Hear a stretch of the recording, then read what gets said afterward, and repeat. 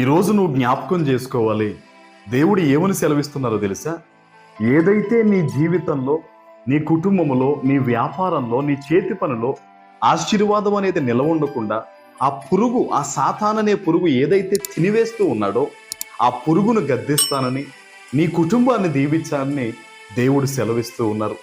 మలాకీ గ్రంథము 3వ అధ్యాయము మనం 11వ వచనం చూస్తే గనక, మీ పంటను తినివేయి పురుగులను నేను గద్దించెదను, అవి మీ భూమి పంటను నాశనము చేయమని దేవుడు అంటూ ఉన్నారు. నువ్వు ఎప్పుడైతే దేవుని సన్నిధిలో నమ్మకంగా ఉంటావో, అన్ని విషయాల్లో నీవు దేవునికి సమీపంగా జీవిస్తావో, నీ ఆత్మీయ జీవితంలో, నీ కుటుంబ వ్యవస్థలో ఆ సాతాననేవాడు ఒక పురుగులాగా నీ కష్టార్జితాన్ని, నీ సంతోషాన్ని తినివేస్తూ ఉన్నాడో, ఆ పురుగును గద్దిస్తానని, ఇక మీదట నీ పంట పాడవద్దు, నీ జీవితము, నీ కుటుంబం అనే పంట సంతోషంగా ఉంటుందని దేవుడు సెలవిస్తూ ఉన్నారు.